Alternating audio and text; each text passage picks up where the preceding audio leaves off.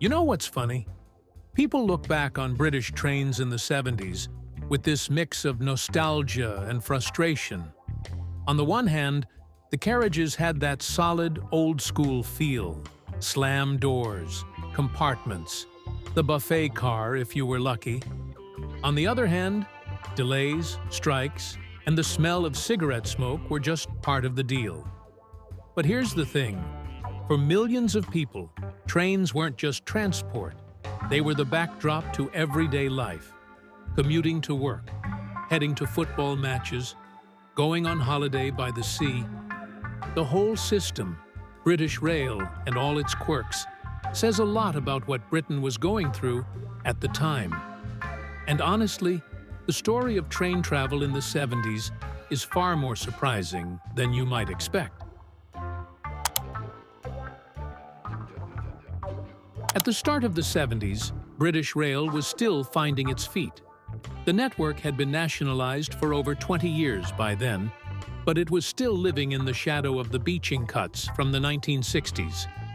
Thousands of miles of track had been closed, hundreds of stations disappeared, and whole communities suddenly found themselves without a local service.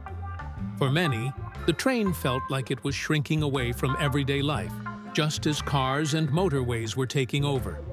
But the trains that were left were busy, noisy, and instantly recognizable. Slam-door carriages, compartments with scratchy seats, and windows you could pull down with a leather strap. It all felt very different to the sleek image rail travel tries to project today. Smoking was allowed almost everywhere, which meant the smell of cigarettes clung to the fabric of the seats, mixing with the oily tang of the engines. It was messy and imperfect, but it was also what made train travel feel so real to people who used it every day. The 70s also saw British Rail trying to modernize. The famous double arrow logo was everywhere, station signage was being standardized, and there was a push to show that the railways could still be relevant in a modern Britain. New trains like the Intercity 125 were being developed in the background, promising a faster, more efficient future. But in those early years of the decade, most journeys were still on older rolling stock, with guards walking down the aisle to clip paper tickets and buffet cars that ran out of sandwiches long before the train reached its destination. So, while the railway was under pressure, financially, politically, and socially, it was still a central part of British life. Millions of people were stepping onto those trains every week, for work, for leisure, for holidays. And for better or worse, those first steps into the 70s set the stage for some of the biggest changes the railways had seen in generations.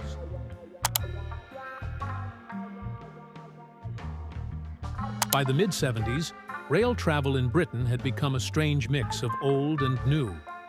On one side, you still had those aging slam-door carriages rattling along suburban lines, packed with commuters clutching folded newspapers and flasks of tea. On the other, British Rail was busy promoting its sleek intercity services, which promised faster connections between major towns and cities. For a lot of people, that branding really stuck. Suddenly, long-distance train travel sounded modern, even exciting, rather than just a slog from A to B. The weekly commute was a defining part of the railway's role. Millions relied on suburban and regional services to get into work every morning, often on crowded trains where finding a seat was a small victory. Delays were common, and so were grumbles about fares creeping up. Yet, for many households, the train was simply unavoidable. Cars were growing in popularity, but petrol costs and traffic jams kept the railways busy. It wasn't just about work, though. Leisure travel was a huge part of the picture.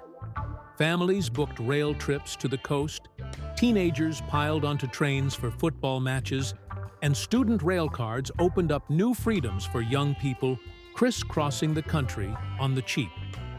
Holiday specials, extra services laid on during summer, were packed with families carrying buckets and spades, often squeezed into compartments with luggage stacked high above the seats. But the decade also brought disruption. Strikes by railway staff hit services repeatedly, sometimes grinding the network to a halt.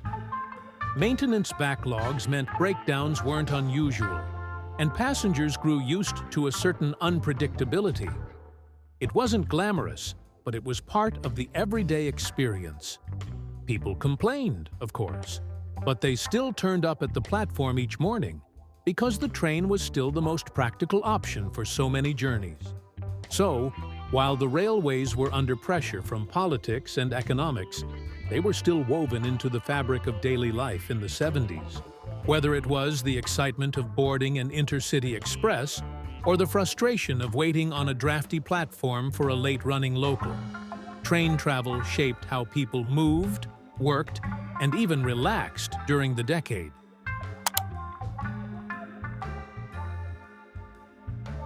By the 70s, train travel wasn't just about getting from one station to another. It shaped the rhythm of everyday life. For commuters, the day often began and ended on the platform. Season tickets were tucked into wallets, regular timetables became second nature, and entire routines formed around the morning train into town. If you missed it, you knew you'd be standing all the way on the next one. Inside the carriages, life played out in little ways. Office workers read the Daily Express or the Times, students carried piles of textbooks, and kids on school trips filled the aisles with chatter. Smoking compartments were common, so passengers who preferred clean air had to pick their carriage carefully, or just put up with the haze drifting through the doors. The buffet trolley, when it appeared, was a talking point in itself.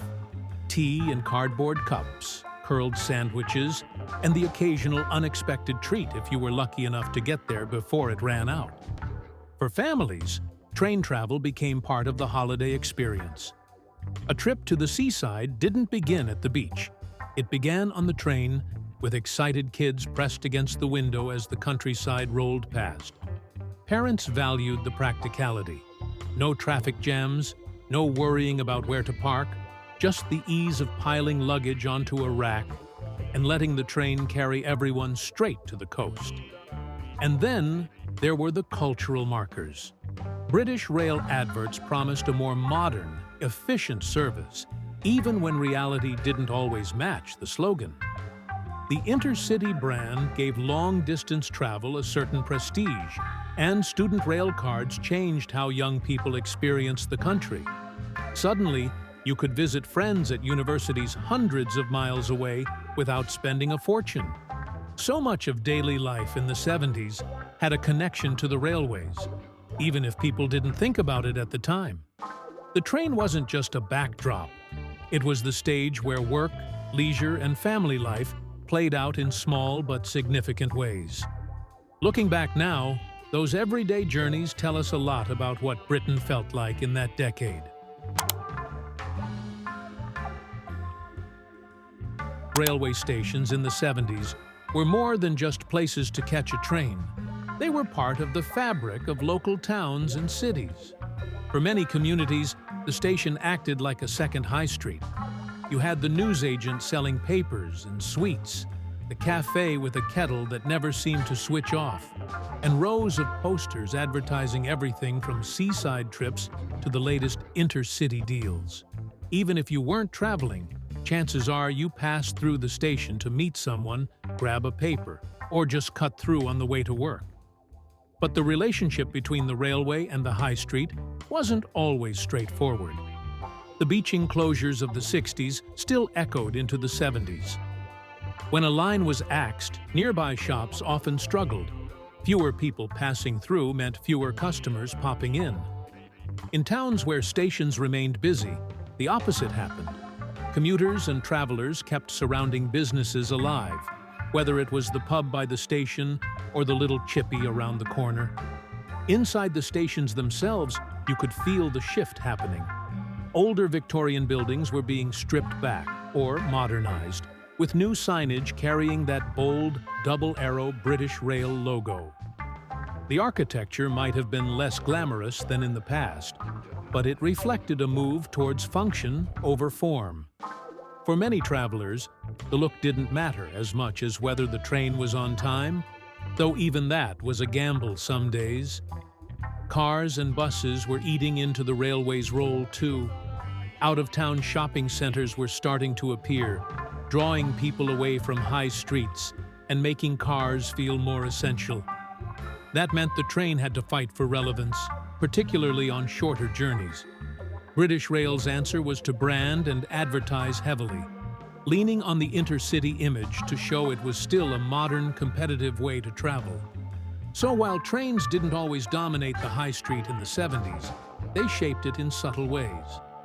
Stations remained gathering points, businesses thrived or declined depending on the line, and the sight of commuters spilling out onto pavements twice a day kept towns ticking along. The railway was still stitched into daily life, even as the balance between trains, cars, and buses kept shifting. By the late 70s, British Rail had built an identity that was instantly recognizable. The bold double-arrow logo was everywhere, on tickets, signs, even sandwich wrappers in the buffet car. It gave the railway a sense of consistency, even if the trains themselves didn't always live up to the sleek image. Passengers noticed the effort. Intercity trains felt like a step into something modern, with faster journeys and new designs that promised comfort, even if you still ended up in a drafty carriage now and then.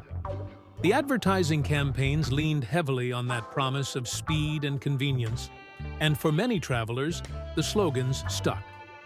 Day to day, though, the experience was still a mix. You had the ritual of paper tickets clipped by guards, compartments that encouraged conversation with strangers, and the ever-unpredictable buffet car. Student rail cards opened up the network to young people, while commuters grumbled about delays but kept coming back because the train was simply part of life. Looking back, that balance between the glossy image and the lived reality is what made train travel in the 70s so distinctive.